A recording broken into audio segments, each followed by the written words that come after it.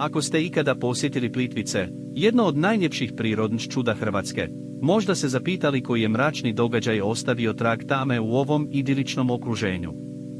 Na kraju ću ti pokazati koje su ključne činjenice iznedrile pravu detektivsku priču o tajanstvenoj smrti u ovom prekrasnom nacionalnom parku. Ja sam autor ovog kanala, a sad ćemo zajedno početi istraživati. Prije nekoliko godina, u srcu Plitvica, dogodio se jedan šokantni događaj koji je potresao javnost i do danas nije potpuno rasvijetljen. Riječ je o smrti jednog turista koji je pronađen bez života u jednom od jezera. Iako je policija uložila sve napore da rasvijeti slučaj, još uvijek postoje mnoga pitanja bez odgovora. Korak po korak, istražit ćemo tajanstvene okolnosti koje su dovele do ove tragične smrti. Prvo, pogledajmo samo mjesto zločina. Plitvice su veliko područje sa brojnim jezerima, slapovima i šumama, što čini potragu za bilo kakvim dokazom izuzetno teškom.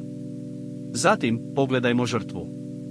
Bio je to mladi turista koji je došao u Hrvatsku da uživa u ljepoti ove zemlje. Njegova smrt je šokirala svih koji su ga poznavali, a njegova obitelj i dalje traži odgovore. Jedan od ključnih aspekata ovog slučaja jeste istraga. Policija je primijenila sve raspoložive tehnike da bi utvrdila što se točno dogodilo. Međutim, i pored svih napora, još uvijek postoji sumnja oko uzroka smrti. Postoje ližeći dokazi koji upućuju na nesretni slučaj ili je možda riječ o nečemu mnogo gorem. Kao što ćemo više detalja o ovoj istragi, bit ćemo prisiljeni da se zapitamo koliko je sigurno za turiste koji posjećuju Plitvice. Je li ovo izolirani slučaj ili postoji opasnost koja se mora uzeti ozbiljno? Na kraju ću ti pokazati kako su detalji iz ove istrage dovele do velikih promjena u sigurnosti nacionalnog parka i šta to znači za sve koji planiraju posjetiti ovu prekrasnu destinaciju. Ključni činjenice iz ove istrage dovele su do stvaranja pravog detektivskog romana, gdje svaki detalj može biti ključan za rasvjetljivanje mjesta događaja.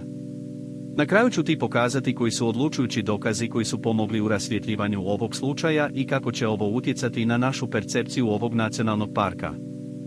Kao što smo vidjeli, tajna smrti u Plitvicima je kompleksna i mračna priča koja još uvijek ima svojih nedorečenih pitanja. Na kraju ću ti pokazati kako su sve ove činjenice dovele do velikih promjena i kako će ovo utjecati na buduće posjetioce Plitvica. Pretplati se za novu istinitu priču svake sedmice. Zaprati trag tame i uključi zvonče.